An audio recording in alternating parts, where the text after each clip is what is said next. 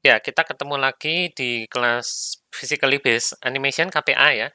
Hari ini kita akan melanjutkan lagi topik pembahasan tentang kinematics. Ya, kali ini kita akan bahas GLBB, gerak lurus berubah beraturan, sama gerak jatuh bebas alias GJB.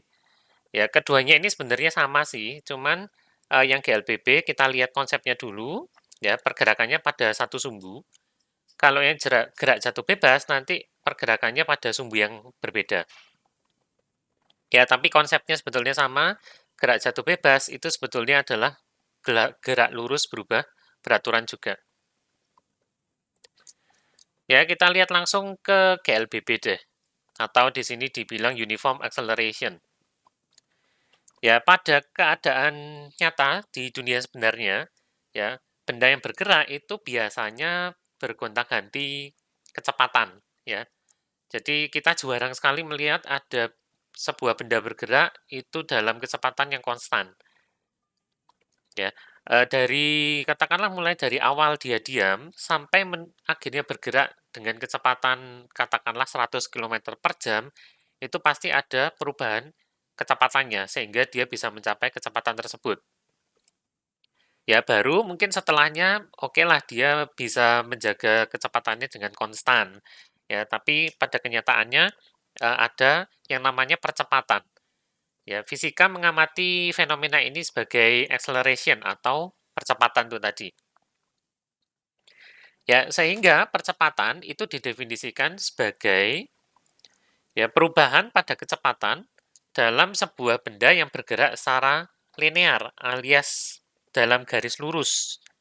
Ya, walaupun tidak melarang nanti ada percepatan angular sih kalau bendanya bergerak secara melingkar ya, tapi kita tidak bahas yang versi angular, walaupun rumusnya sebetulnya mirip-mirip, cuma simbolnya aja yang beda. Ya, tapi untuk menyederhanakan kita pakai yang linear dulu. Nah, karena acceleration ini diturunkan dari kecepatan, maka acceleration itu juga sebuah vektor. Ya, di sini disimbolkan dengan A panah. Dan kita bisa menghitung acceleration atau A adalah perubahan kecepatan delta V dibagi dengan waktu delta T.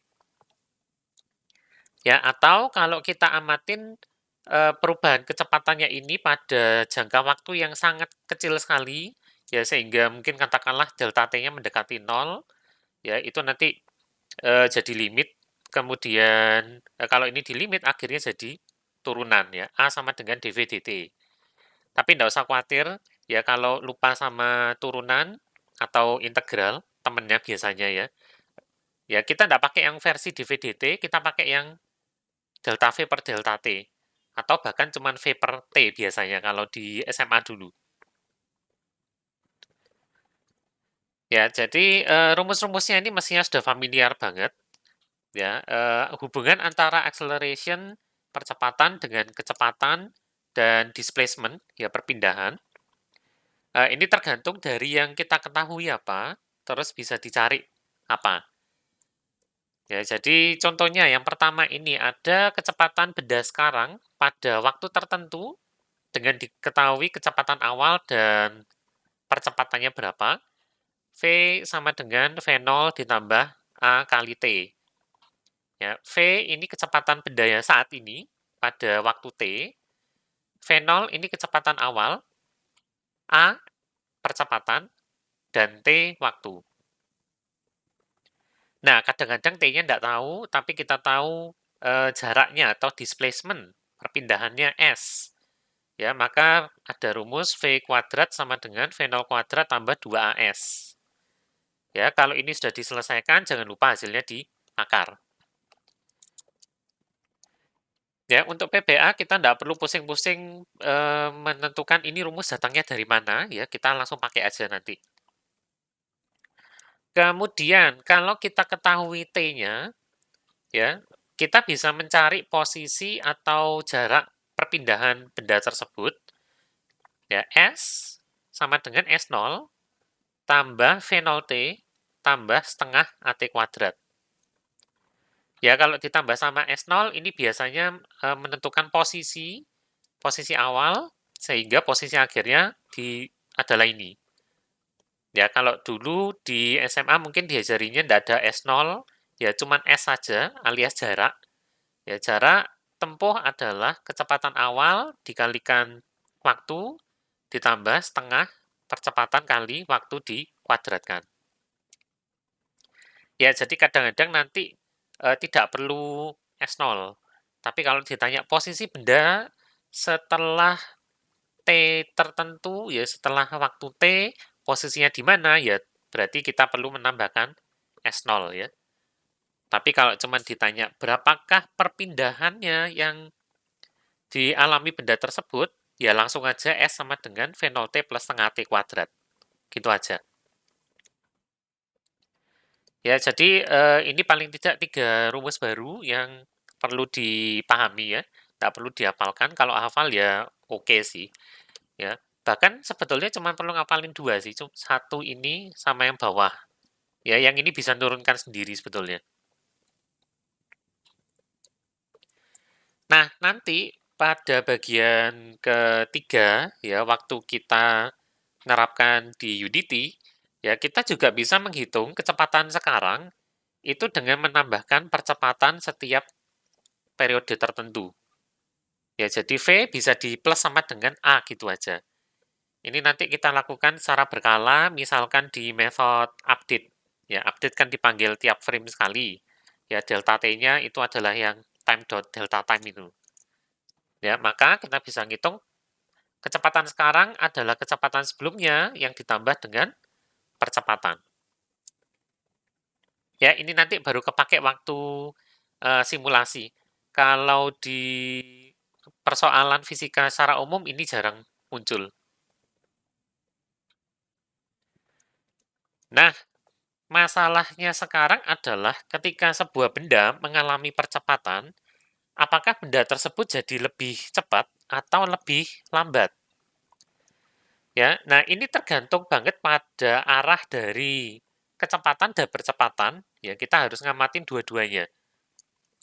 Biasanya, ya asumsi kita adalah kalau percepatannya negatif, itu biasanya berarti bendanya melambat. Ya, benar enggak?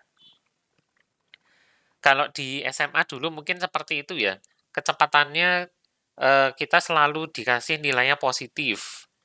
Ya, kemudian kalau percepatannya positif juga itu berarti bendanya bergerak lebih cepat.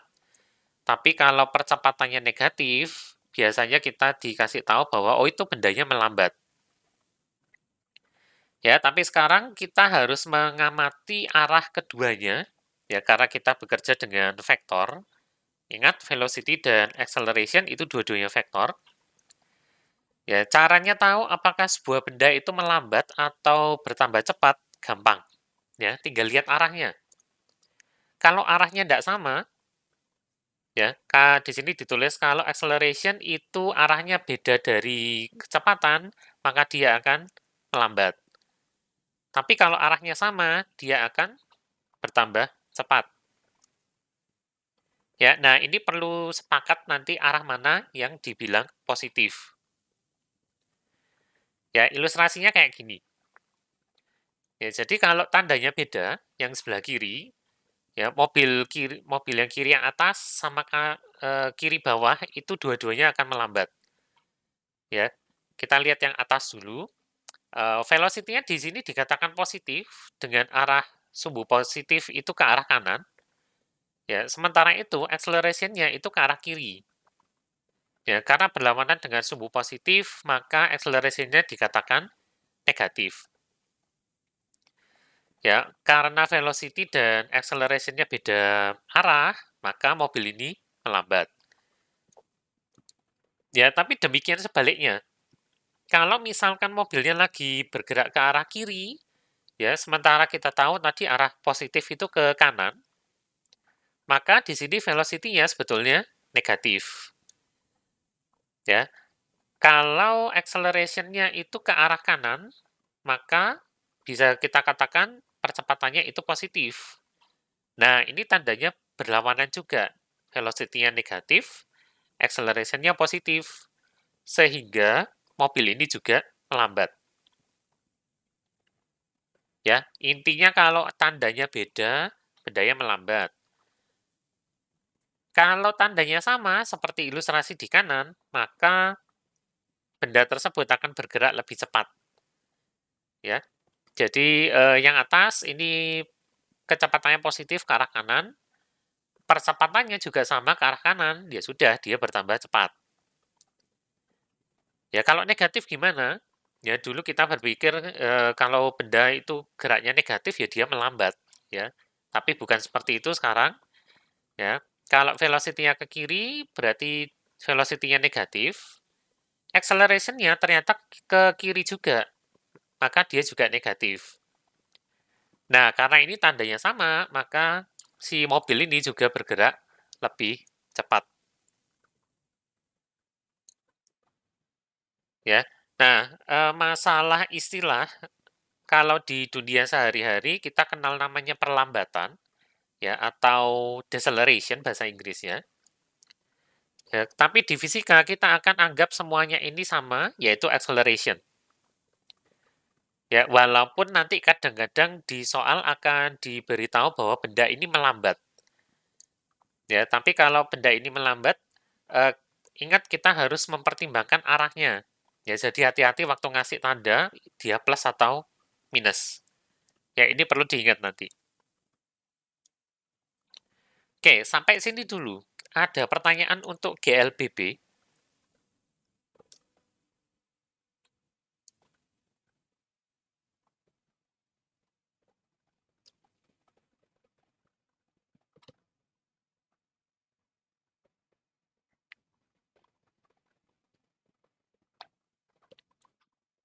Ya, kayaknya enggak ada ya. Ini cuman kinematika dasar banget ya, mestinya gampang.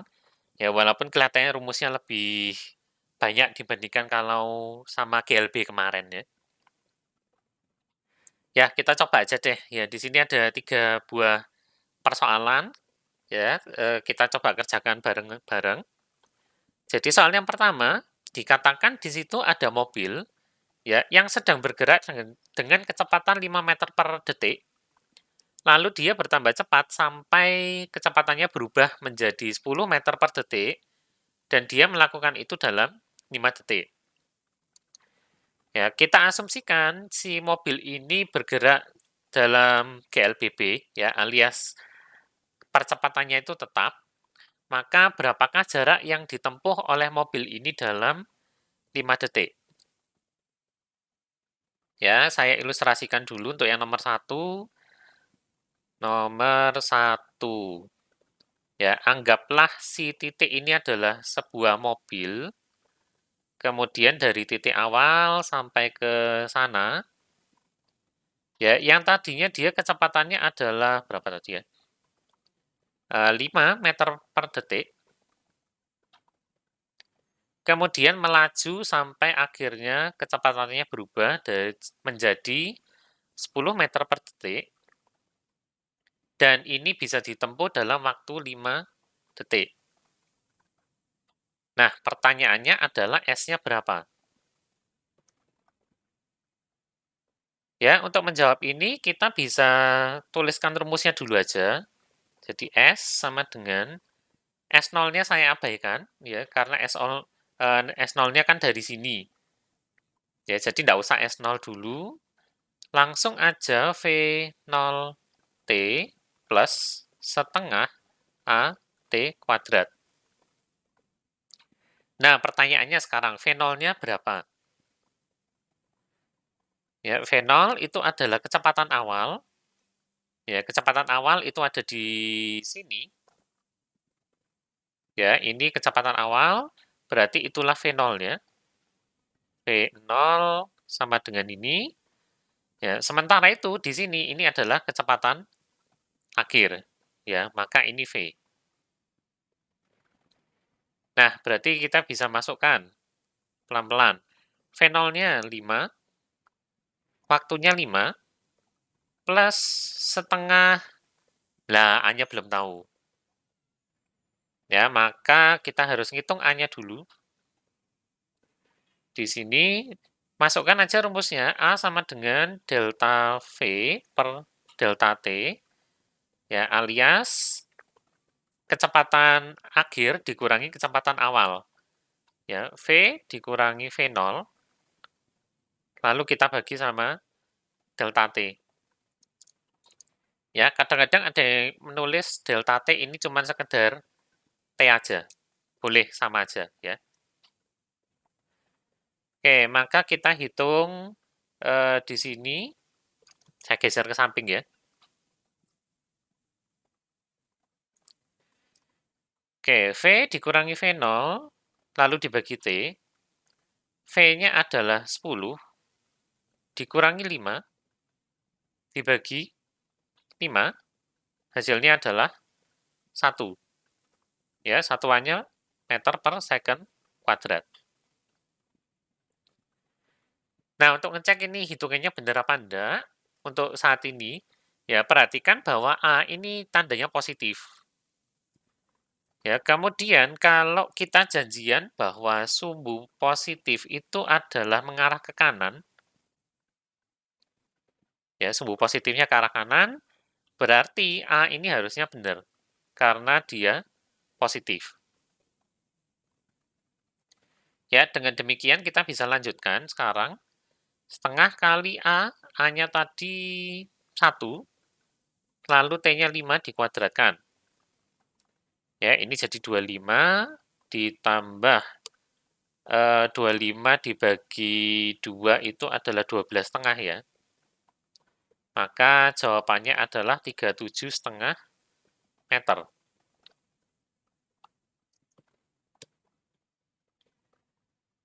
Ya, nomor 1 ini dulu. Ada yang mau tanya mungkin? Ada yang kurang jelas?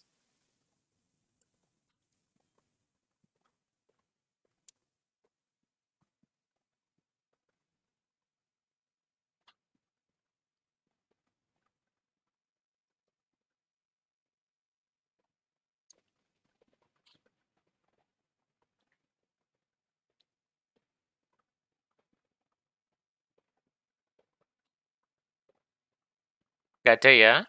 Bisa semua kan? Ini tinggal masuk-masukkan aja kok untuk GLBB.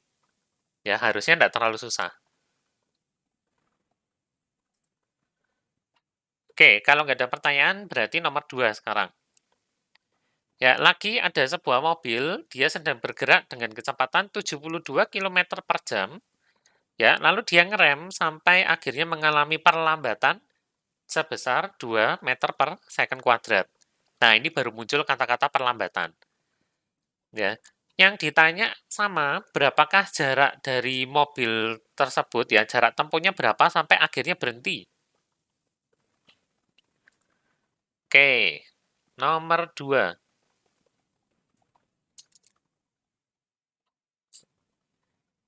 Ya, sambil nanti saya dipandu ya kalau ada yang kurang.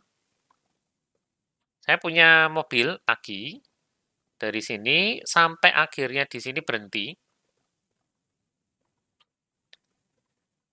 Ya, tadi yang kita dapat informasinya adalah kecepatan awalnya, yaitu 72 km per jam.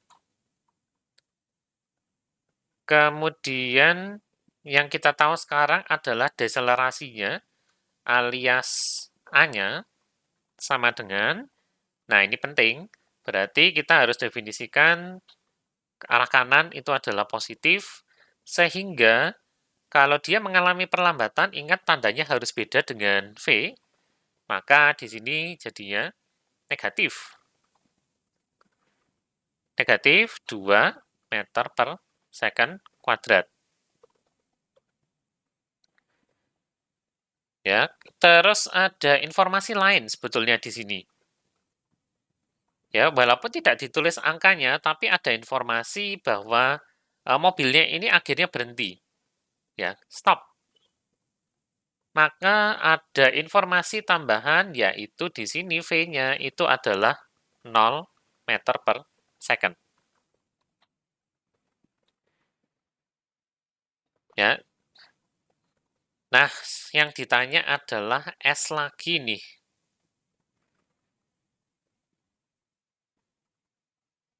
Caranya adalah sama, kita hitung, tuliskan dulu rumusnya, S adalah V0T plus setengah AT kuadrat.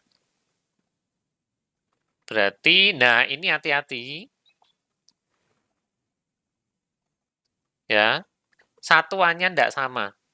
Ya, ini kilometer per jam, tapi yang lainnya itu meter per second.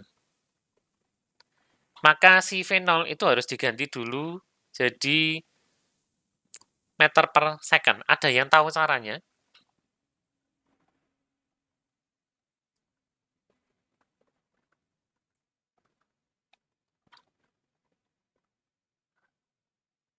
Oh, sorry, putus-putus. Mulai dari mana ya? Yang kurang jelas yang sebelah mana? Yang ngubah kilometer per jam jadi meter per second.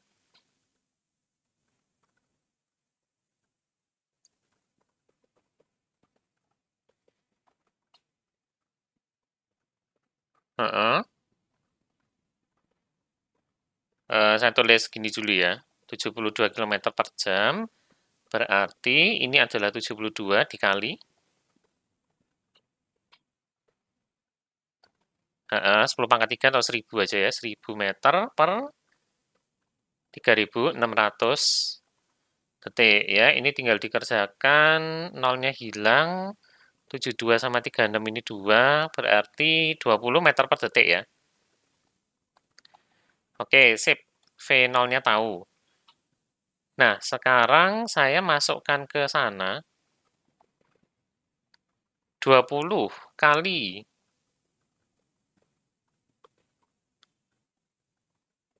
berapa?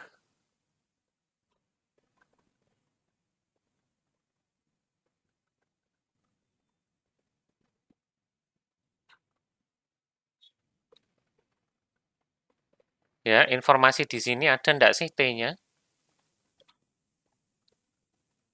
Belum ada ya, maka mari kita hitung. Ya, T-nya belum ada. Kita bisa tahu T itu dari A harusnya. Ya, A itu kan didefinisikan tadi delta V per delta T. A-nya kita dapat negatif 2.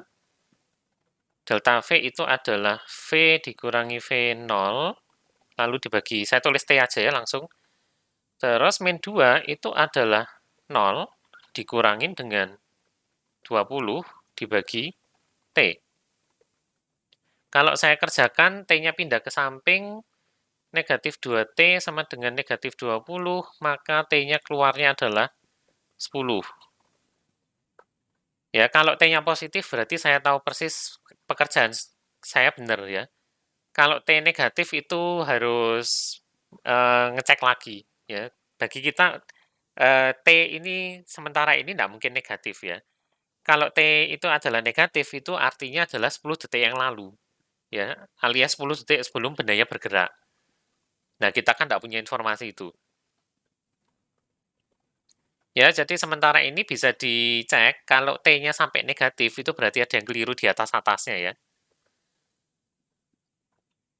Oke, bisa lanjut kalau gitu. 20 kali 10 ditambah setengah yang dikalikan negatif 2 dan 10 kuadrat, alias ini 200, ini hilang ya, tapi jadi negatif. 10 kuadrat itu 100, maka hasilnya adalah 100 meter.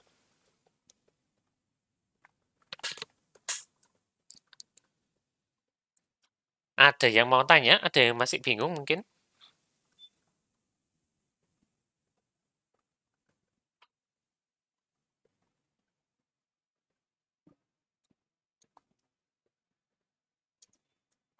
S0. Kalau sekarang, biasanya kalau di dunia satu dimensi, S0 itu rada tidak berguna sih. Ya, jadi kalau kita lihat dari tadi ini kan saya tidak pakai S0 sama sekali ya. Karena dari tadi yang diminta itu cuman distance. Tapi misalkan pertanyaannya adalah posisi, ya, misalkan sebuah mobil ini awalnya ada di posisi 3 km dari kota A. Ya, misalkan kayak gitu. Ya, jadi soalnya saya modif sedikit. Kali ini mobilnya itu ada di 3 km dari kota A. Atau kalau pakai kilometer kayaknya bakal jelek hasilnya. Saya katakan 3.000 meter aja ya. Jadi mobilnya itu sekarang ada pada jarak 3.000 meter dengan persoalan yang sama persis. Ya, 3.000 meter dari kota A itu dia mulai melambat sehingga kok V0. Sehingga di sini dia akhirnya berhenti, misalkan katakanlah ada kecelakaan nih sehingga dia harus ngerem dadak ya. Terus di sini tadi V0-nya adalah langsung 20 meter per second ya. Nah, berarti dia kan menempuh jarak 100 meter. Kalau ditanyain berapa jauhnya dari kota A sejak dia mulai ngerem sampai akhirnya berhenti, nah itulah S0-nya. Ya, jadi ini itu adalah S0. Ya, jadi kalau ditanyain seperti itu baru ditambahkan. Sehingga ini jadinya S sama dengan S0 plus V0T plus setengah T kuadrat. Ini tadi hasilnya 100, ini 3000. Nah, barulah dapat 3100 meter. Ya, jadi S0 ini kondisional banget sih. Ini jarang, ya bukan jarang ya, kadang-kadang bisa muncul, kadang-kadang enggak. Seperti yang kita lihat tadi, di dua nomor pertama, ini kita enggak pakai S0 sama sekali. Nah, sama ini. Karena yang diminta cuman benar-benar jarak tempuhnya dari kecepatan pertama, kecepatan awal sampai kecepatan akhir. Ya, tapi kalau sampai melibatkan posisi kayak gini, nah berarti baru muncul S0. Ya, ada pertanyaan lain mungkin sebelum lanjut? Nomor 3.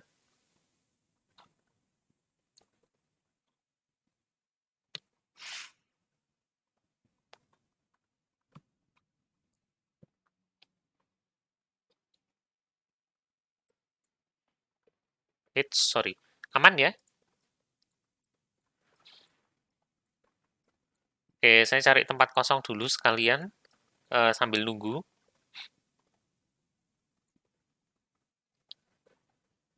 Nah, kalau nggak ada pertanyaan, berarti yang nomor 3 sekarang. Ya, ini soalnya dari tadi kendaraan terus ya.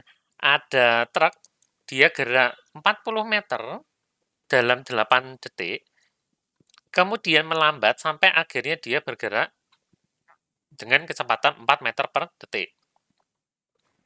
Ya, silakan dihitung kecepatan awalnya persis sebelum dia melambat dan percepatannya berapa. Nah, soal nomor 3 ini gabungan dari GLB dan GLBB. Ya, jadi kadang-kadang pada soal age, salah warna, ya kadang-kadang akan kami berikan soal ya yang menggabungkan dua buah kondisi seperti itu. Ya, jadi katakanlah sekali lagi ini adalah sebuah truk. Dia gerak dari sini sampai sini. Jaraknya 40 meter.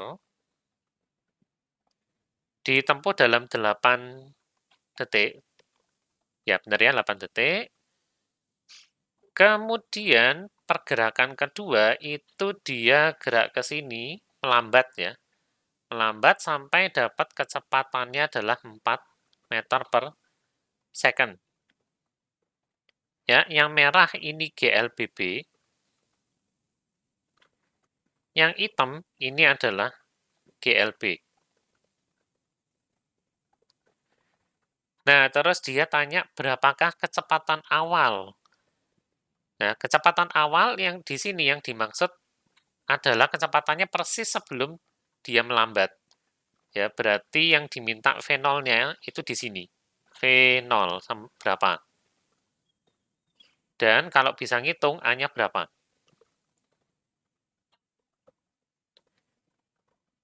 Ya, jadi pada beberapa kondisi V0 itu bukan berarti kecepatan mula-mula banget ya. Karena di sini ada dua macam pergerakan. Ya, jadi V0-nya itu bukan yang ini. Bukan ya. Tapi V0-nya adalah punyanya GLBB. Toh lagian di GLB kita nggak punya V0 ya kan? Adanya cuma V biasa. Nah, kira-kira ada yang bisa ngitung V0-nya berapakah di sini?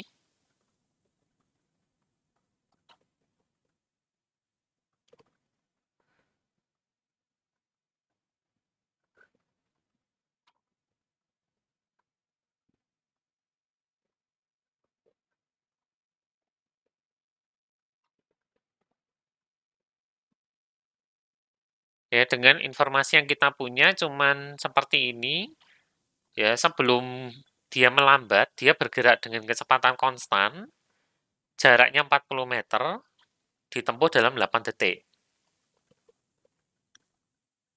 V0-nya waktu dia mulai melambat itu berarti berapa?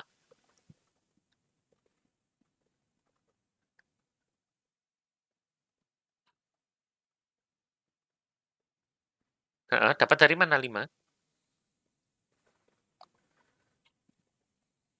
8 ya. Ya, betul. Jadi persis sebelum dia melambat, kecepatannya ya ini aja, info ini dipakai.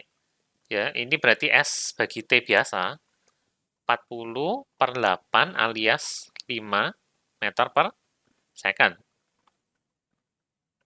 Lah, kalau A-nya sekarang, saya tulis rumusnya dulu ya, delta V per delta T alias V dikurangi V0 dibagi T.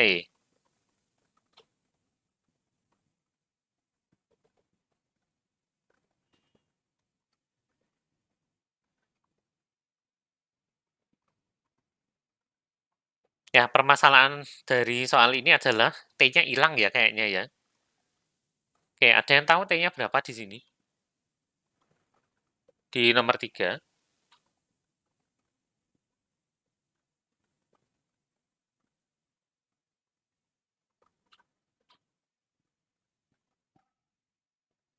Ya, informasi yang kita dapat cuman jarak tempuhnya 40 meter, ditempuh dalam 8 detik, terus dia melambat sampai akhirnya bergerak dengan kecepatan 4 meter per second.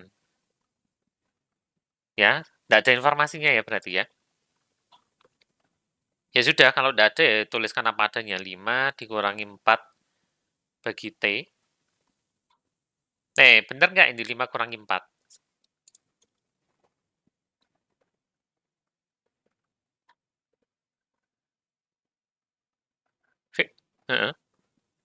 Nah, ya itu.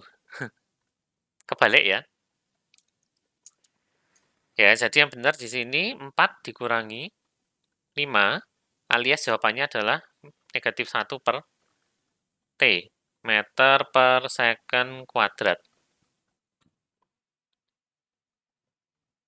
Ya, kita nggak bisa lanjut karena T-nya nggak ada, tapi paling nggak kita bisa ngecek jawabannya benar atau enggak. Ya, sekali lagi dengan asumsi bahwa arah kanannya itu ke kanan, ya lihat aja di sini, A-nya negatif. Ya, A-nya negatif, tapi V-nya positif. Berarti betul ya, A-nya ini menunjukkan perlambatan. Ya, berarti jawabannya negatif seperti ini sudah betul.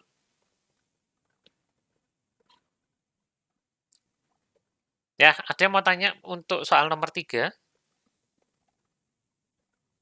Ya, jangan bingung ya kalau nanti ada digabung-gabung kayak gini. Yang penting bisa dipilah-pilah mana yang GLB, mana yang GLBB.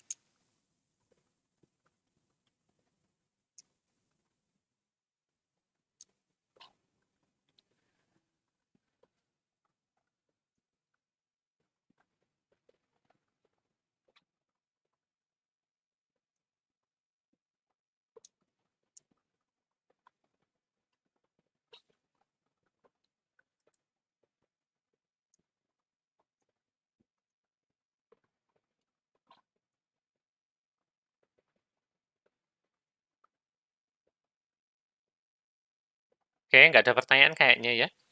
Sudah jelas semua ya harusnya.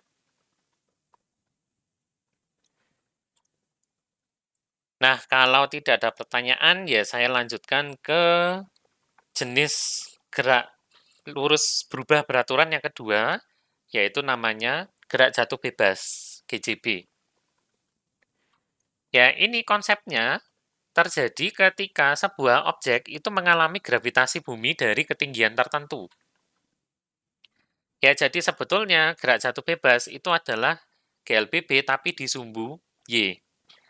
Ya, dengan kita asumsikan tidak ada pergerakan sama sekali terhadap sumbu X, dan pada GJB itu tidak ada gaya lain yang bekerja pada benda tersebut. Ya, jadi misalkan ada gaya gesek karena angin, itu diabaikan juga. Nah, kalau yang terjadi seperti ini, maka kita sebut benda itu mengalami GJB, gerak jatuh bebas, dengan percepatannya itu sama dengan nilai gravitasi bumi. Ya, nilai gravitasi bumi disimbolkan G, panah, ya karena dia vektor, nilainya adalah 0 terhadap sumbu X dan negatif 9,81 terhadap sumbu Y. Ya, dengan arah positif itu adalah ke atas bumi. Kalau negatif berarti dia menuju ke dalam, ya ke tanah. Nah, nilai ini sebetulnya tidak sama di setiap belahan bumi, ya tapi secara umum kalau di rata-rata nilainya ya ini negatif 9,81. Ya, atau dulu kayaknya pakai 9,8 ya. Ya, pada gerak jatuh bebas, massa benda itu diabaikan, ya sehingga bendanya mau seringan apapun atau seberat apapun, ya jadi ini mungkin teka-teki zaman dulu ya, 1 kilo batu dengan 1 kilo bulu, mana yang jatuhnya lebih cepat sampai tanah? Ya, kalau GJB, jawabannya adalah dua-duanya sama. Ya, sehingga di sini semua benda akan jatuh dengan percepatan yang sama, ya, yaitu G, tapi kita harus berasumsi bahwa kita hanya mengamati gaya gravitasi aja, ya, mengabaikan gaya lain yang mungkin bekerja pada benda yang jatuh tersebut, misalkan gaya gesek angin tadi. Ya, kalau mempertimbangkan massa, mempertimbangkan gaya gesek angin, ya jawaban dari teka-teki tadi bisa jadi yang lebih cepat jatuhnya adalah yang 1 kilo batu. Ya, bisa jadi seperti itu. Nah, untuk rumus-rumusnya ini tidak ada perubahan, ya tinggal ganti aja A-nya dengan G. Ya, jadi kalau dulu di SMA mungkin dikasihin rumus V sama dengan V0 min GT. Lalu S-nya diganti jadi H ya. H sama dengan H0 ketinggian awal harusnya dikurangin ya atau ditambah, dikurangin harusnya. Dikurangin V0T tapi ini negatif setengah GT kuadrat. Ya, itu tidak salah juga ya, tapi guru-guru kita dulu itu ngasihnya G-nya adalah negatif 9,8. Sorry, G-nya dulu 9,8. Makanya rumusnya keluarnya negatif semua. Ya, tapi kalau kita sudah tahu bahwa si G ini adalah vektor, ya dengan arahnya itu ke arah bawah sehingga dia negatif, ya selama kita menggunakan nilainya benar, G sama dengan negatif 9,8, maka rumus ini akan menjelma dengan sendirinya. Ya, begitu dimasukkan nanti tanda plusnya akan berubah jadi minus. Ya, jadi tidak perlu ngafalkan rumus baru, pakai aja rumusnya GLBB dengan A-nya diganti G, gitu aja, beres. Ya, sebagai contoh, langsung aja ya. Ada seekor kera, dia menjatuhkan sebuah kelapa dari pohon kelapa. Ya, kalau kelapanya ini jatuh ke atas tanah pada waktu 1,5 detik sejak dia jatuh, berapakah tingginya si pohon kelapa? Ya, di sini dikasih tahu G-nya diberi min 10 meter per second kuadrat. Ya, biar gampang. Oke, saya akan gambarkan dulu. Ya, jadi asumsikan ini adalah tanah, lalu arah positif dari Y itu ke arah atas. Ya, saya malas gambar pohon, dah diganti gini aja ya. Anggaplah ini kelapa. Dia jatuh ke bawah. Ya, dan belum tahu tingginya berapa, tapi dia sampai ke atas tanah itu dalam waktu 1,5 detik. Dengan diberitahu bahwa G itu adalah 0,-10 alias mengarah ke bawah, ya, maka kita harus menghitung tingginya dari si kelapa ini. Nah, ini ada informasi lain yang sembunyi lagi di soal, ya, jadi harus pinter-pinter baca soal ya. Nah, di sini dikatakan si monyetnya itu menjatuhkan. Ya, kalau ada kata-kata menjatuhkan gitu aja, maka kita bisa berasumsi bahwa bendanya itu awalnya diam. Ya, dipegang sama si monyetnya itu kemudian tinggal dilepas gitu aja. Nah, oleh karena itu kita bisa pakai V-nya, V0 di sini adalah 0.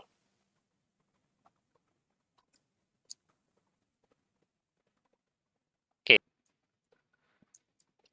Ya, balik lagi ke sini. Informasinya rasanya sudah lengkap. Ya, kita tahu kecepatan awalnya adalah 0 meter per second sorry, 0 meter per second, gravitasinya adalah negatif 10 meter per second kuadrat, ya, sumbu X-nya kita abaikan aja nanti. Waktunya adalah 1,5 detik, maka diminta menghitung H atau S, gitu aja.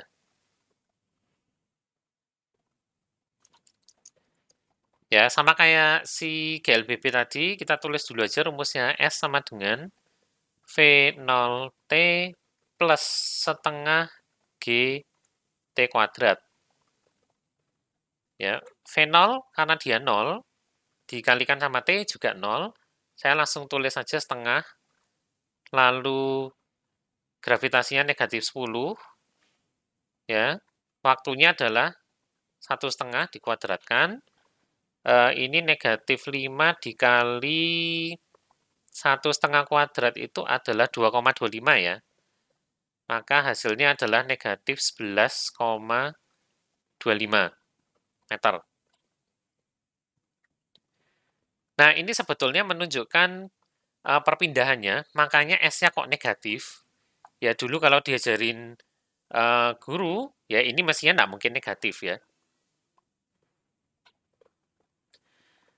Nah, karena ini negatif nggak masalah sebetulnya, tapi kita bisa menyimpulkan bahwa si kelapanya jatuh dari ketinggian. Jadi, ya ini ya, nilainya ini tanpa negatifnya 11,25 meter. Ya, dengan asumsi bahwa si tanahnya ini berada pada Y sama dengan 0.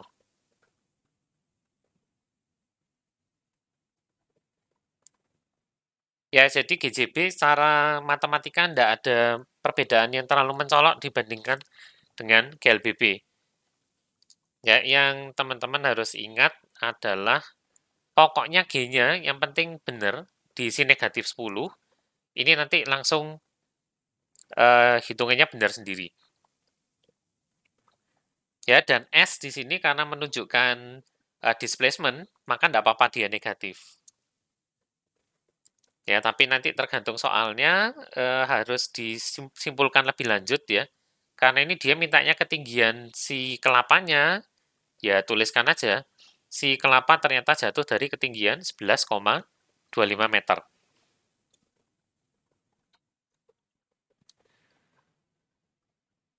Ya, ini dengan kasusnya bendanya itu dijatuhkan. Ya, jadi di sini keywordnya adalah, saya tulis ya, kata kuncinya di sini bendanya, kelapanya dijatuhkan. Sehingga kita bisa menyimpulkan bahwa V0-nya itu adalah 0. Tapi nanti di soal, kalau dia ngomongnya adalah dilemparkan ke bawah, ya dilemparkan, maka nanti teman-teman harus cari informasi V0-nya adalah berapa. Ini mesti dikasih di soal. Ya, karena ketika kita melemparkan benda, itu pasti kita ngasih gaya pada benda tersebut, ya kan? Sekalipun kita ngelemparnya ke bawah, kita akan mendorong benda tersebut ke bawah. Sehingga dia pasti punya ini, ya pasti punya kecepatan awal. Ya, itu keywordnya ya. Kalau dijatuhkan, V0-nya 0. Kalau dilemparkan, maka pasti ada nilainya. Nanti dikasih tahu.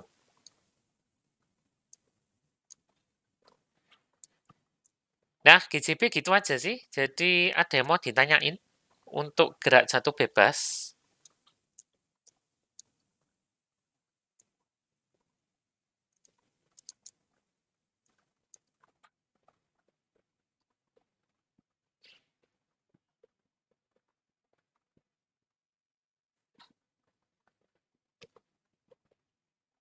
Ya, gampang ya harusnya ya. Oke, kalau misalkan tidak ada pertanyaan, belum terpikirkan, enggak masalah. Nanti kalau muncul pertanyaannya baru kasih tahu aja di grup chat ya, seperti biasa. Setelah ini, setelah sesi tatap muka kita selesai, ini akan saya upload nanti di Classroom kayak minggu-minggu sebelumnya ya. Nah, kalau tidak ada pertanyaan, berarti sekarang waktunya pindah ke Unity.